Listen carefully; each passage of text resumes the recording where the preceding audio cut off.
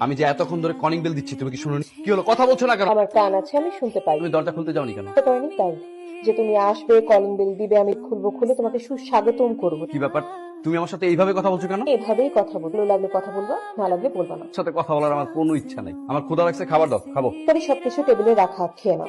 নিয়ে খাবো মানে? তুমি আসো, ভাত তরকারি দাও, তারপর একসাথে খাবো, চলো। সবকিছু টেবিলে রাখা আছে, নিজের হাতে নিয়ে খেতে পারলে খাও, না খেতে পারলে নেই। কি খাইছো রাতে? আর আমি খেয়ে নিয়েছি, না খেয়ে কি ঘুমানো যায়? ও, খেয়ে ফেলছো?